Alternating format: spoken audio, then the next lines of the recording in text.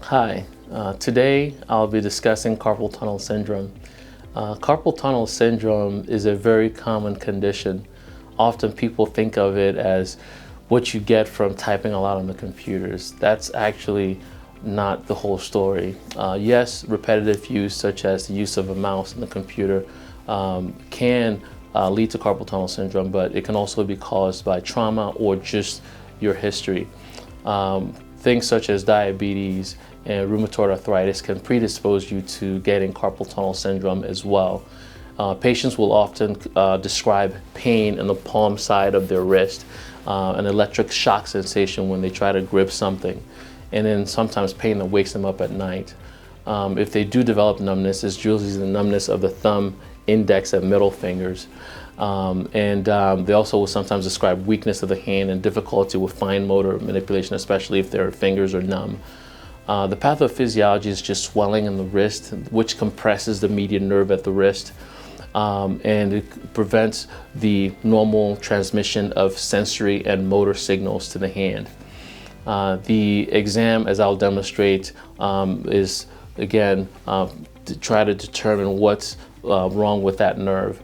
The treatment is very standard. Often x-rays are not obtained because they are negative. If I suspect carpal tunnel syndrome, I'll sometimes order something called an EMG nerve conduction study. That's just a study where you stimulate the nerve and see how quickly the nerve transmits a signal from one area to the other. So if it's slowed, then you have carpal tunnel syndrome. So treatment involves injection, bracing at night, and the use of anti-inflammatory medications. And then surgery is often recommended if you have severe carpal tunnel syndrome on EMG, constant numbness, or loss of muscle in the palm of your hand or the thumb part of your hand. And also if you failed conservative treatment for a long time. So it's important to look for these signs at home. And if you start to notice these things early, wearing a brace that you can buy at the pharmacy is all you need to do at night, in addition to taking anti-inflammatories for a few weeks. And then also stretching exercises to stretch out that median nerve in the palm of your wrist. Adriana Arias, my medical assistant, will be demonstrating the exam for us today, okay? She's helping me. So for carpal tunnel syndrome, again, like we said, we have compression of the median nerve that gives sensation to the thumb, index, and middle finger.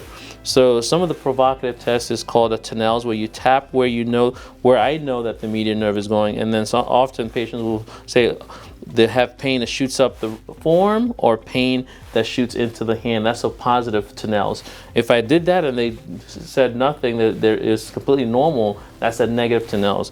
And then if I push on the median nerve and they start to, for 60 seconds, if they start to complain of numbness or the fingers falling asleep, within 60 seconds, that's a positive Durkin's test. And then also look for atrophy, meaning muscle loss in this muscle at the base of the thumb. That's a sign of severe carpal tunnel syndrome. And then I'll ask them to push against resistance. So Adriana, go ahead and push against resistance. So if they can't do that, then that means that the muscle here is weak, that the nerve is not transmitting motor signals to that muscle. So that's essentially what we're looking for when we're doing a carpal tunnel exam.